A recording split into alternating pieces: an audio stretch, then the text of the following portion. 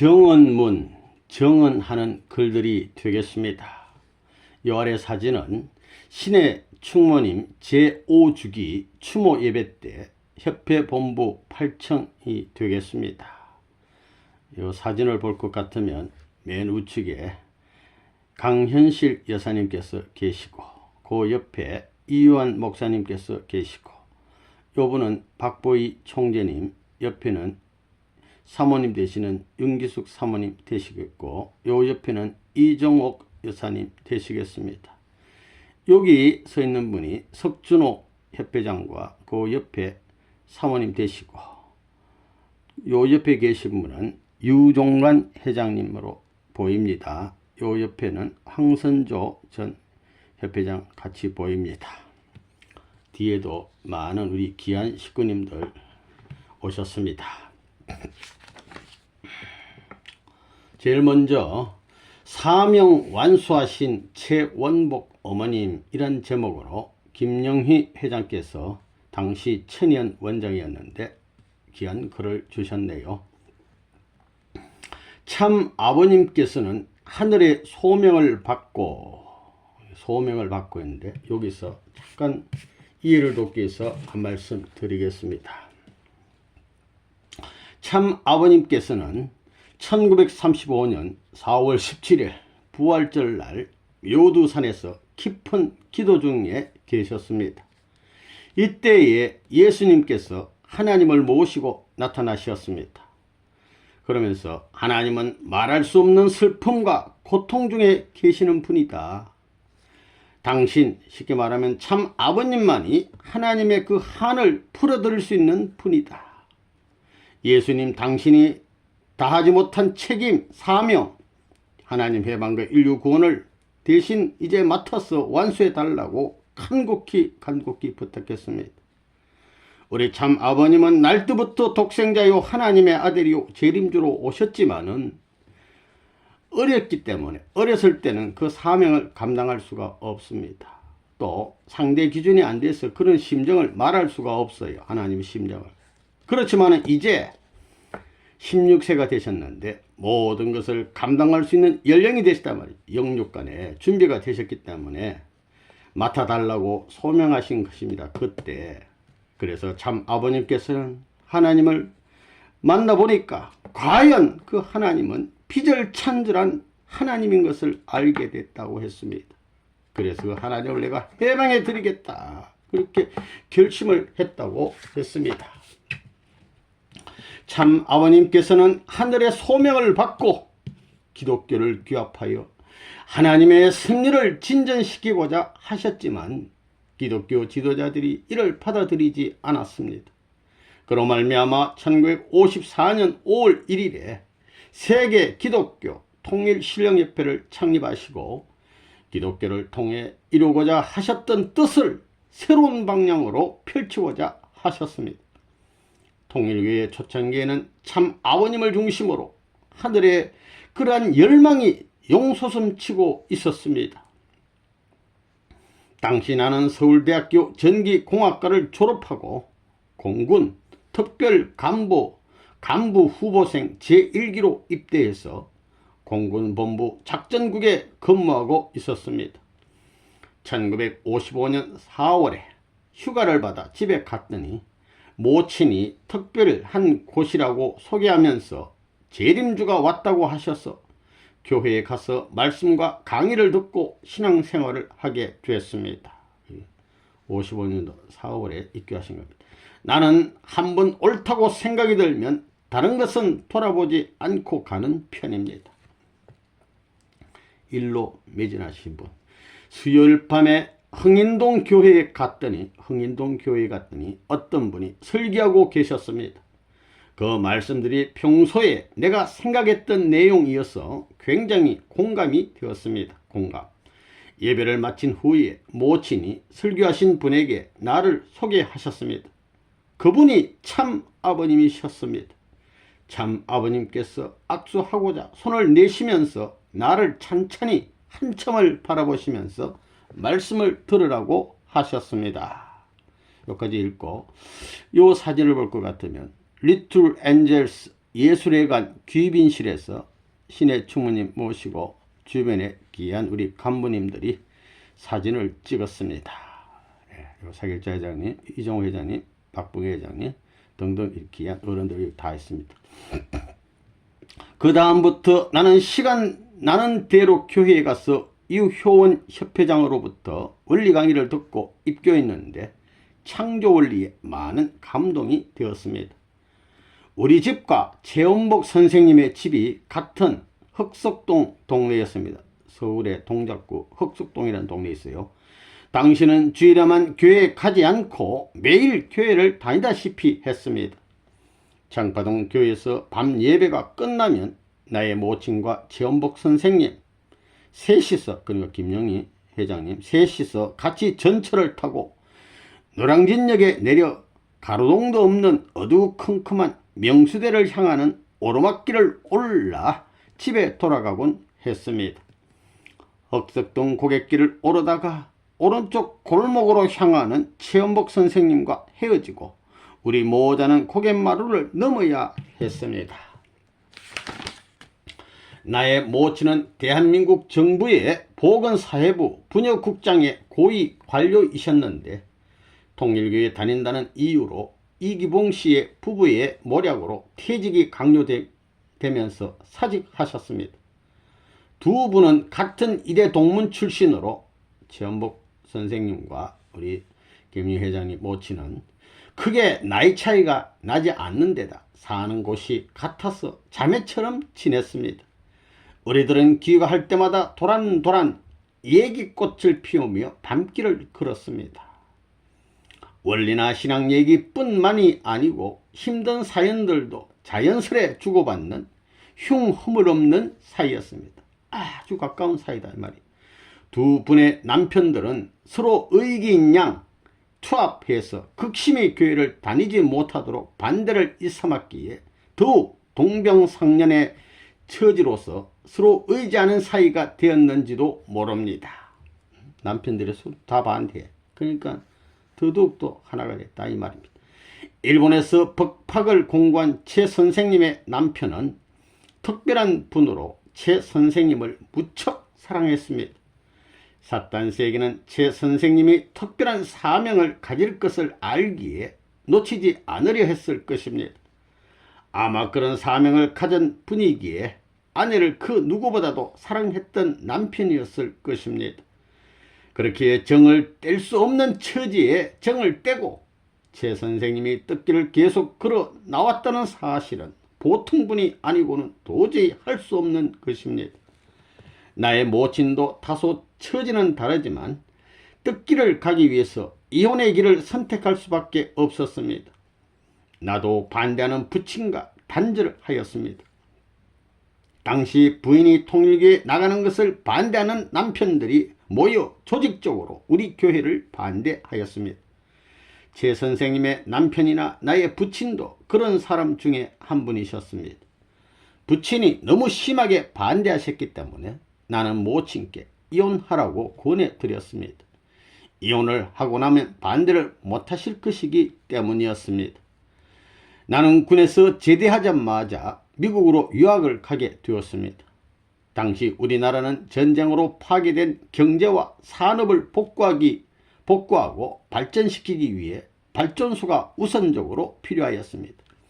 그래서 한국상공부와 미국 국제협력조처가 협력하여 전기기술자와 기계기술자를 모집한 뒤 미국에서 교육을 받기로 되었습니다. 이런 사실을 서울공대 동기동창이 알려줘서 나도 상공부에 시험을 치르고 합격되어 특별히 조기 제대를 하게 되어 조선 전업주식회사 현 한국전력 사원 후보로서 미국 연수를 가게 된 것입니다. 연세대에서 온 사학과 교수와 미국 사람들을 전도하려고 발전소 관련 공부 틈틈이 가지고 간 원리 노트를 영어로 번역하기도 했습니다.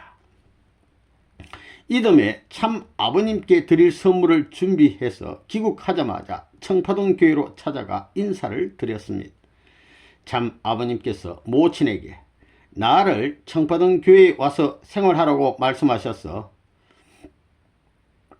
망설임 없이 짐을 싸들고 청파동 교회에 들어와 생활하게 되었습니다. 낮에는 한전에 나가 일하고 밤에는 교회 일을 도왔습니다. 나는 삼척 화력발전소로 발령이 나서 서울을 떠나게 되었습니다. 1960년도가 되면서 오래된 식구들은 모두 40일 수련을 받아야 한다고 연락이 왔습니다. 나는 해사원이라 40일 동안 수련 받는다는 것이 어려웠습니다. 국립 끝에 몸이 아파 요양소에 가야겠다고 신청하여 몰래 수련을 받았습니다. 나중에 회사에 문제가 되었지만 전화 위복으로 다시 서울 본사로 오게 되어 다시 청파동 교회에 살면서 출근할 수 있었습니다. 참 아버님의 약혼식을 앞두고 축복에 대한 이야기가 떠돌고 있을 때 최원복 선생님이 다가와 넌지시 기뜸하셨습니다. 대화시랑 하면 아버님이 기뻐하실 거예요. 나는 갑작스러운 사태에 머뭇머뭇하던 사이에 참 아버님께서 물으셨습니다. 대화랑 하겠느냐? 네, 하겠습니다. 그래서 약혼 축도를 받게 되었는데 참 부모님의 약혼식보다 하루 이틀 전으로 기억됩니다.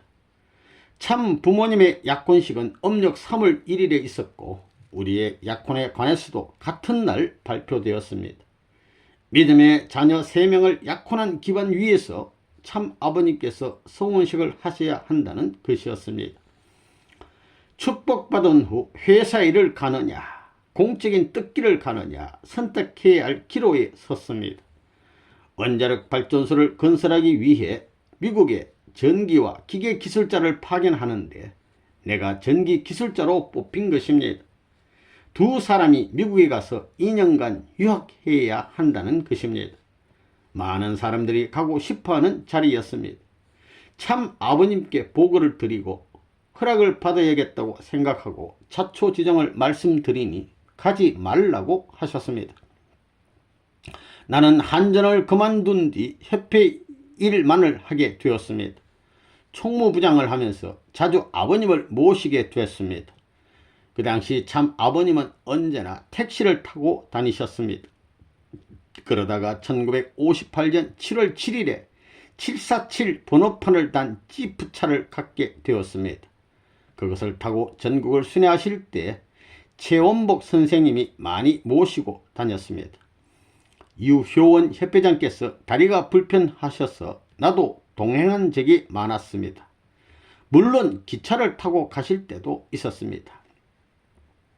참부모님 양이분의 제3차 세계순회는 최원복 선생님과 함께 내가 수행하게 되었습니다. 그래서 미국 비자를 신청했는데 도무지 비자가 나오지 않는 것이었습니다. 우리 일행은 한국에서 비자 받기가 어렵다는 것을 알고 여러가지로 국량 끝에 우선 일본으로 가기로 하고 김포공항으로 갔습니다. 비행기에 탑승하기 위해 출국 수속을 하던 중에 외무부의 실수로 여권의 외무부 여권과장의 도장이 찍히지 못한 사실이 발견되었습니다. 그래서 우리 일행은 예약했던 비행기를 타지 못했습니다. 나는 무척 송구한 마음으로 참 부모님께 간청을 올렸습니다. 오늘 출근하기 어렵게 되었으니 공간으로 돌아가셔서 쉬시고 계시면 제가 도장을 받아 오겠습니다. 참 아버님께서는 굳은 표정으로 난색을 표하셨습니다. 어떻게든지 오늘 출국할 수 있도록 서둘러요. 공간에 돌아가지 않고 공항에서 기다리겠어요. 빨리 가서 도장을 받아 오세요. 공교롭게도 그날이 일요일이어서 모든 관공서가 쉬는 날이었습니다. 그런데도 참 아버님께서 재촉하시니 난감했습니다. 그래서 외무부 여권과장 집으로 급히 전화했습니다. 마침 여권과장이 집에 있었고 우리의 사정 얘기를 듣고는 어디론가 가려던 계획을 취소하고 외무부 사무실로 나오겠다고 하였습니다. 그래서 택시를 타고 부랴부랴 외무부로 가서 여권과장을 만나 여권의 도장을 받아왔습니다. 만약 그날 여권과장이 집에 없었더라면 어떻게 됐을까 지금도 아찔합니다. 그리하여 그날 마지막 비행기를 타고 일본에 입국하게 되었습니다. 우리가 떠난 밤에 유신 헌법이 선포되었고 다음 날부터는 해외 출국이 금지되었습니다. 그때서야 참 아버님께서 왜 그토록 그날 출국해야 한다고 다그쳐셨는지를 알게 되었습니다. 선견지며 참 아버님께서는 그런 사실을 영적으로 이미 알고 계셨던 것입니다. 우리 일행은 일본에 가서 다시 주일 일본에 있는 미국 대사관에 미국 비자 신청을 했습니다. 그곳에서도 비자를 내주지 않았습니다. 한국인이 미국 비자를 한국에서 받아야 하지 왜 일본에 와서 받으려 하느냐고 막무가내였습니다. 다른 방도가 없을까 궁리하던 끝에 일본에서 한국문화연구원을 운영하고 있던 중학교 동창을 만나보기로 했습니다. 그 친구의 도움으로 캐나다 비자를 받게 되어 토론토에 도착해서 미국 비자를 신청했습니다. 그런데 캐나다에서도 도무지 미국 비자를 내주지 않는 것이었습니다. 아무리 애를 써도 되지 않았기에 캐나다 미국 대사관에 비자를 내주지 않는 이유가 뭐냐고 따졌습니다. 그랬더니 하루는 미국 대사관에서 우리더러 오라고 하였습니다. 그래서 미국 대사관으로 갔더니 총영사가 대기실로 나와 설명하였습니다. 국무부에 조회한 결과 참 아버님이 1965년도에 공산주의 활동을 한 혐의가 있기에 비자를 내줄 수 없다고 비자 발급을 기다리고 있는 사람들 앞에서 큰 소리로 해명하는 것이었습니다. 우리는 즉각 2년 된 미국의 상원 의원을 통해서 국무부와 주한 미 대사관의 항의문을 전부로 보내도록 조치했습니다. 그리고 미국의 교회 지도자들에게 참 아버님이 공산주의자가 아니며 반공주의자라는 사실을 미국 정부 당국자들에게 알리게 했습니다. 미국 중심 식구들의 활발한 활동으로 참 아버님께서 공산주의자가 아니라는 사실을 미국 당국자들이 이해하게 되어 입국 비자를 받게 되어 미국에 안착하게 되었습니다. 1971년 12월 18일 엘리 케이니 항공의 소형 비행기를 타고 워싱턴에 안착하신 참부모님께서는 매일 밤 8시부터 4시간 동안 식구들에게 감동 어린 말씀을 주셨습니다. 사랑과 생명의 말씀에 식구들은 심정의 단비에 촉촉이 젖어 신앙심이 무럭무럭 성장해 갔습니다. 그때 통역은 최원복, 김영훈, 김상철 선생님 그리고 내가 번갈아 가면서 맡았습니다. 참부모님께서는 1972년 3월 중순까지 미국에 계시면서 전 식구들을 대상으로 7일 수련회를 10여 차례 주관하셨고 7대 대도시 종교 강연회를 개최하셨습니다. 그 후 유럽의 영국, 독일에서도 공개 강연회와 수련회를 실시하였는데 내가 모든 수련회와 강연 일정을 도맡아 감당해 나갔습니다. 일본에서도 서론에서부터 재림론까지 원리 강연을 작성해서 7일 수련회를 주관했습니다. 1971년도 제3차 세계 노정을 떠난 이후 최원복 선생은 귀국하지 않고 계속 미국에 계시면서 참 부모님의 미국 생활과 합류하셨습니다. 참 부모님이 영주권을 취득한 이후 지시에 따라 영주권을 취득하셨습니다.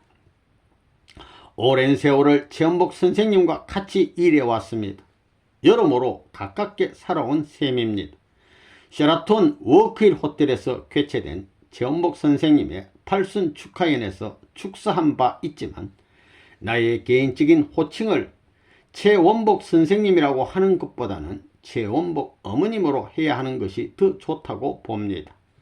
그 호칭이 최원복 선생님에게 더 어울린다고 생각합니다. 그 말이 무슨 말이냐면 그만큼 최원복 선생님은 어머님과 같은 품격을 갖춘 분이기 때문에 그렇습니다. 우리 교회에 많은 부인 식구님들이 계시지만 그 모든 분들 가운데 최원복 어머님과 같은 분은 없다고 봅니다. 내가 볼 때는 그렇습니다.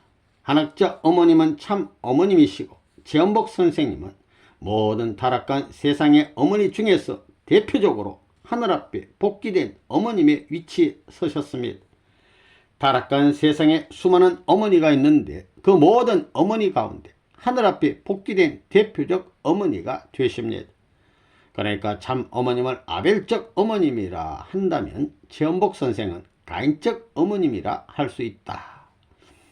사탄 세계 모든 어머니를 대표해서 복귀의 사명을 완수하신 분입니다.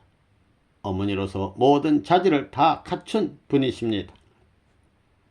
최원복 선생님은 남을 헐뜯거나 남에게 대해서 좋지 않게 얘기한 적이 한 번도 없었습니다. 언제나 모든 것을 어머님같이 품고 사랑하고 자유로운 자비의 어머니상, 그것이 최원복 선생의 품성이었습니다. 참 어머님이 현현하신 이후는 최 선생님을 어머님이라고 부르지 못하기도 했지만 그래도 나는 최원복 선생은 어머님으로 불렀습니다. 그것은 공식적인 입장을 떠나서 마음으로부터 존경심이 우러나와 그렇게 불렀습니다. 나의 입장에서는 마음으로부터 어머님이란 호칭을 사용하였습니다. 당신은 많은 식구들이 고향을 친부모를 떠나 뜻길을 가던 때라 심정적으로 그 공백을 최 선생님이 메웠다고 볼 수 있습니다. 집을 떠나온 모든 식구들이 자신의 친어머니로부터 받지 못하는 사랑을 최 선생님을 통해서 받은 셈입니다. 나도 축복받기 전부터 최원복 선생님과 같이 청파동에서 살았기 때문에 친어머니처럼 모시고 지냈습니다. 참 어머님께서는 정식으로 최원복 선생님을 참 어머니의 어머니라고 말씀하셨습니다.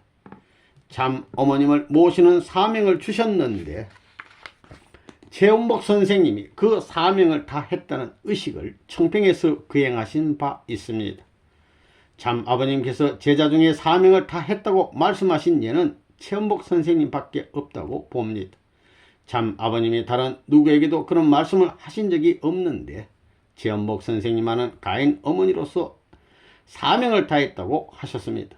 그만큼 최원복 선생님은 특별하신 분이십니다. 아버님으로부터 그 사명을 다했다고 말씀을 들었으니까 우리 교회에서 그런 분은 최원복 선생님 밖에 없습니다. 참 어려운 자리였지요. 개인적으로 볼 때는 참으로 어려운 자리였습니다. 그런 어려운 자리를 성품이 좋으니 넘어간 것입니다. 거기에 대해서 모략도 많이 받을 수 있었지만 어려운 고비를 다 이기고 넘으셨습니다. 참 부모님의 제자들이 많이 있지만 하늘이 주신 책임을 다했다고 들어본 사람은 최원복 선생님이 유일한 것 같습니다.